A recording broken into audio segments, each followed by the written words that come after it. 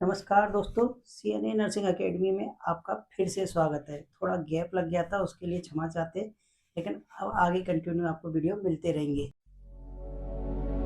Audio Jungle. तो non nursing part में math से 5 से 7 क्वेश्चन आते हैं, कभी कभी 10-12 क्वेश्चन भी आ जाते हैं। तो मैंने कुछ टॉपिक सेलेक्ट किए कि किन किन टॉपिक से क्वेश्चन आते हैं। उन टॉपिक्स में हर साल क्वेश्चन आते हैं, जैसे कि आज हम डिस्कस करने वाले रेलवे से संबंधित, रेल से संबंधित हर बार 1 या 2 क्वेश्चन जरूर आते हैं। तो उन क्वेश्चन किस तरीके का पैटर्न रहता है, हम ज़्यादा डीप नहीं जाएंगे, थोड़ा सिंपल बेसिक कॉन्सेप्ट सीखेंगे।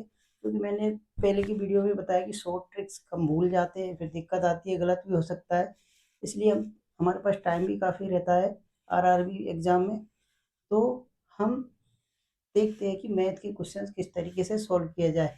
उसमें 4 तरीके के क्वेश्चंस आते हैं, उनके बारे में हम बात करेंगे, लेकिन उसको सॉल्व करने के लिए क्या तरीका होना चाहिए वो चीज़ हम डिस्कस कर रहे हैं।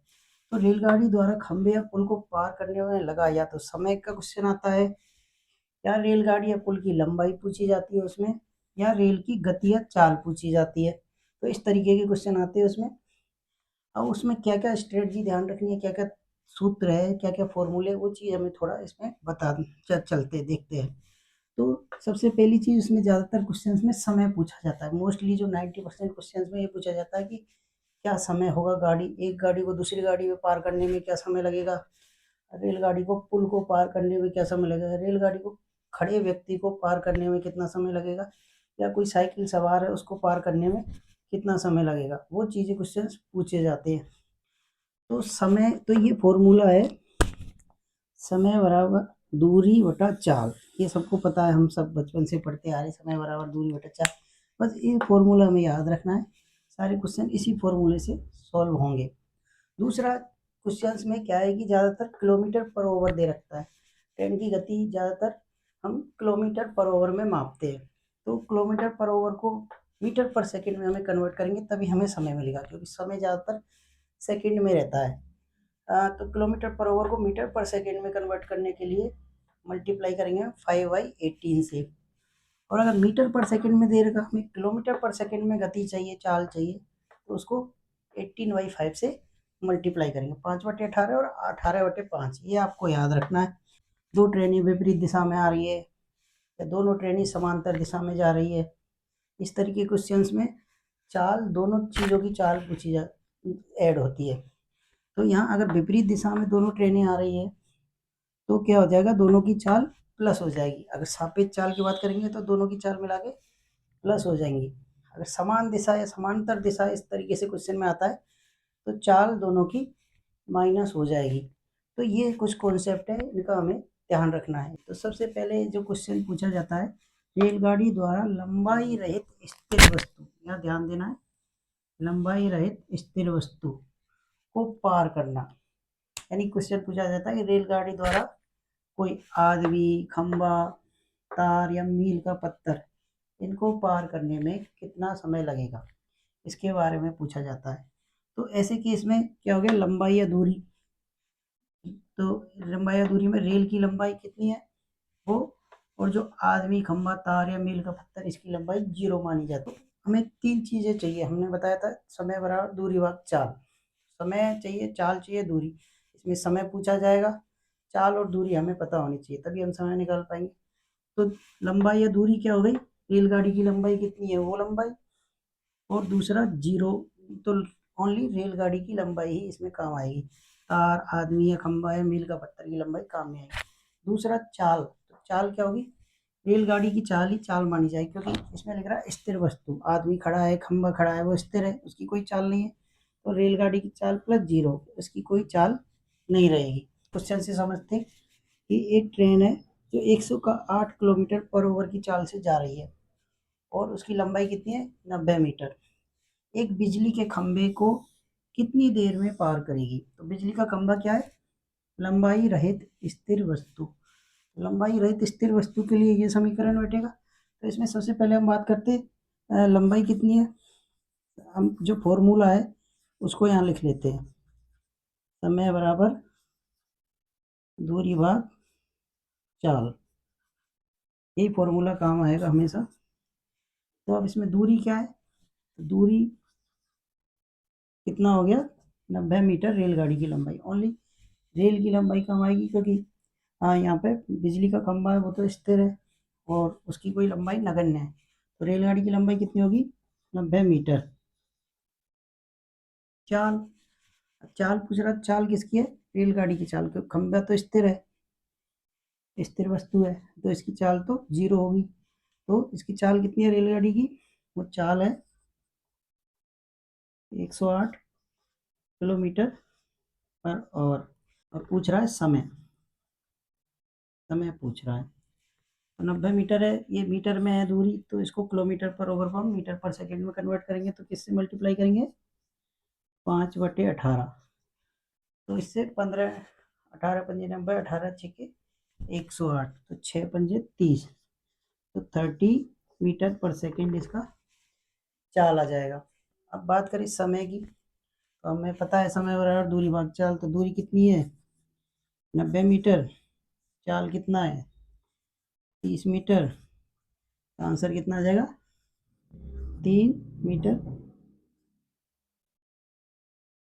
आंसर आ जाएगा 3 सेकेंड।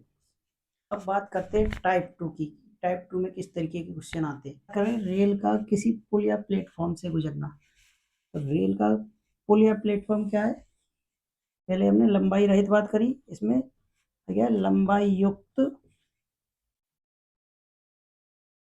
स्थिर वस्तु, पहले हमने लंबाई रहित स्थिर वस्तु देखा था, अब यहाँ लंबाई युक्त स्थिर वस्तु, पुल या प्लेटफॉर्म या कोई गुफा है उसको कितनी देर में पार करेगी, तो उससे रिलेटेड क्वेश्चन आएंगे। अब इसमें ध्यान देखें, अब इसमें देखें लंबाई या दूरी, लंबाई या दूरी क्या होगी, रेल की लंबाई प्लस पुल और प्लेटफॉर्म की लंबाई। पहले हमने लंबाई 0 करी थी, इसमें लंबाई हो गई क्योंकि पुल या प्लेटफॉर्म की कोई ना कोई तो लंबाई होगी, तो लंबाई या दूरी ये आ गई।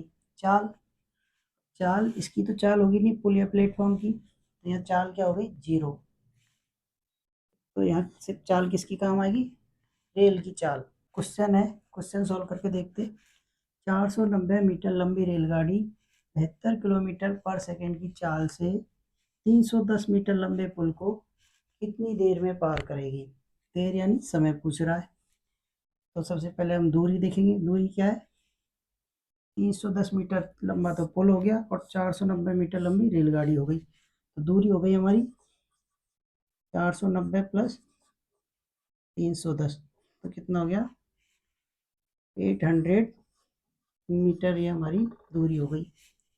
चाल, चाल कितनी है रेलगाड़ी की चाल, ये हो गई 72 किलोमीटर पर आवर। अब यहाँ मीटर में दूरी है तो हम इसको किलोमीटर पर आवर को मीटर पर सेकंड में कन्वर्ट करेंगे, तो 5/80 से मल्टीप्लाई करेंगे तो कितना आ गया 20 मीटर पर सेकंड। अब हमारा फॉर्मूले में लगा देंगे, समय बराबर दूरी 800 मीटर, चाल 20 मीटर पर सेकंड, तो इतना आ गया। तो हम डिस्कस करते हैं लंबाई रहित गतिमान वस्तु को पार करना।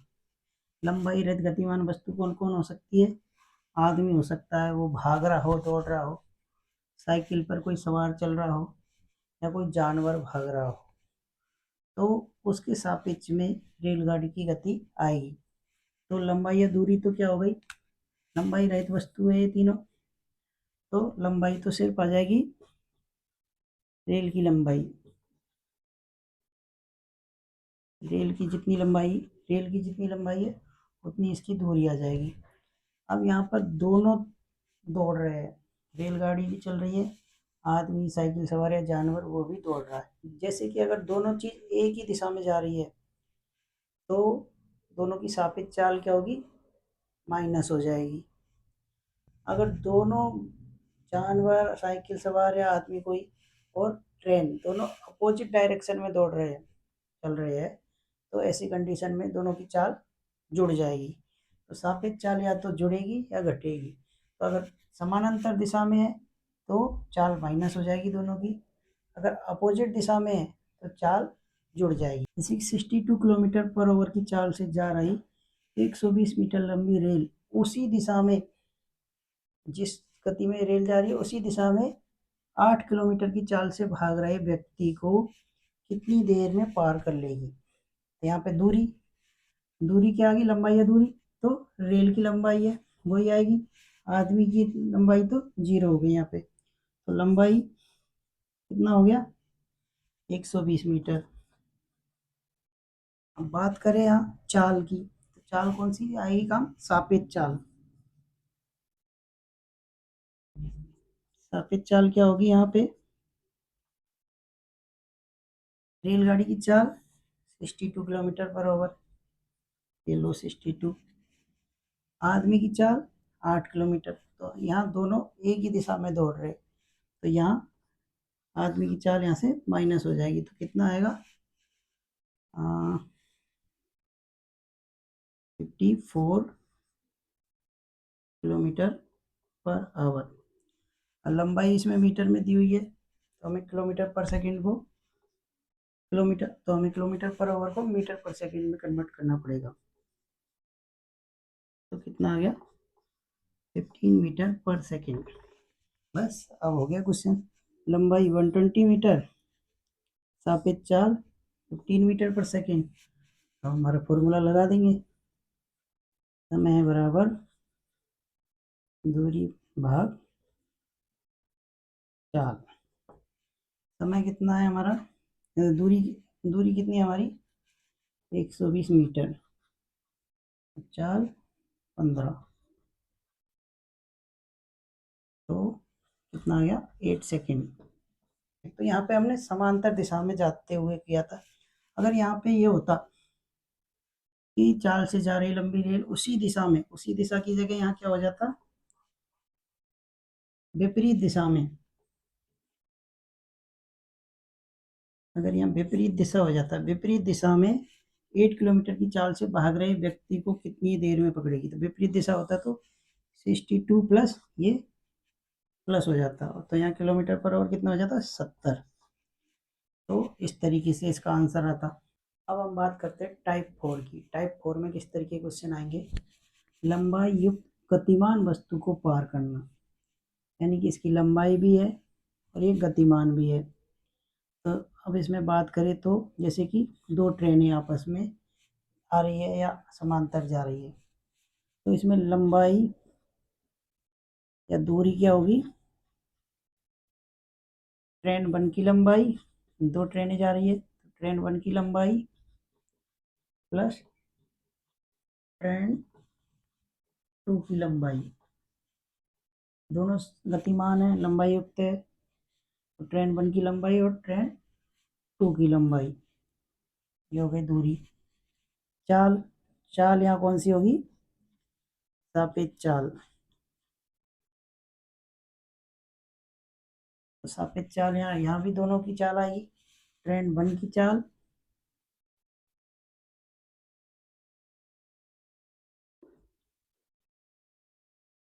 प्लस माइनस को लिखा है, अगर समांतर जा रही है तो माइनस, अगर आपस में विपरीत दिशा में आ रही है तो प्लस हो जाएगी चाल, तो ट्रेन 1 की चाल और ट्रेन 2 की चाल, तो ये हो गई इसकी सापेक्ष चाल। अब एक क्वेश्चन से देखते हैं, क्रम से 126 मीटर और 114 मीटर लंबी दो रेलगाड़ियां एक दूसरे की विपरीत दिशाओं में क्रम से 30 किलोमीटर पर आवर और 42 किलोमीटर पर आवर की चाल से जा रही है, मिलने के कितने समय बाद वे एक दूसरे को पार करेगी।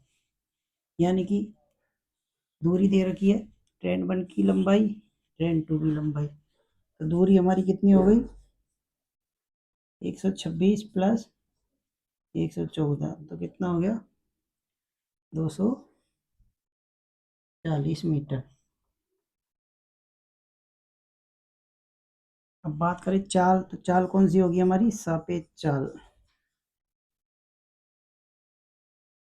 अब यहाँ पे सापेक्ष चाल क्या होगी, 30 किलोमीटर और 42 किलोमीटर विपरीत दिशाओं में जा रही है, तो सापेक्ष चाल में क्या है 30 और 42 जुड़ जाएंगी, तो कितना हो गया 72 किलोमीटर पर आवर।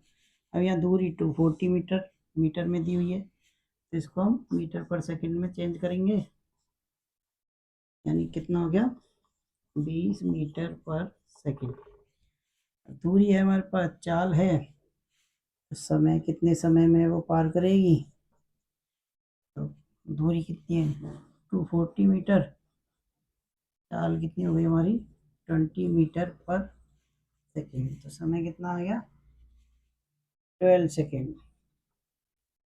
तो 12 सेकंड में मिलने के 12 सेकंड बाद एक दूसरे को पार करेंगे। तो इस तरीके के 4 टाइप के क्वेश्चंस है, ज़्यादातर ऐसे ही क्वेश्चंस आते हैं और डिफ़िकल्टी लेवल के क्वेश्चंस बहुत कम आते हैं। तो मेरा मेन फोकस ये है कि आप इस तरीके से इजी इजी क्वेश्चंस है, एक बार आप पढ़ोगे समझ में आ जाएगा, 2-3 बार प्रैक्टिस करोगे फिर कभी नहीं भूलोगे। तो क्या है कि अगर आप करके जाओगे इस तरीके का आता है तो आप फटाफट कर पाओगे, टाइम आपका ख़राब नहीं होगा। लेकिन आप नहीं करके जाओगे तो ये है कि अगर क्वेश्चन आ गया इतना इजी आ गया तो आपका क्वेश्चन छूट जाएगा, तो वो एक क्वेश्चन कम होते ही आपके मार्क्स कम हो जाएंगे। तो एक एक मार्क हर एग्ज़ाम में एक एक मार्क इम्पोर्टेंट होता है। तो मैं इसी तरीके से आपको मैथ की अगली क्लास में और दूसरे जो रेलवे की एग्ज़ाम्स में हर साल क्वेश्चन पूछे जाते हैं उनके बारे में चर्चा करूँगा। तो गाइस प्रैक्टिस कीजिए और बहुत ईजी है, 4 तरीके के इसमें मैंने बताए थे, उनकी आप प्रैक्टिस करिए। Thank you.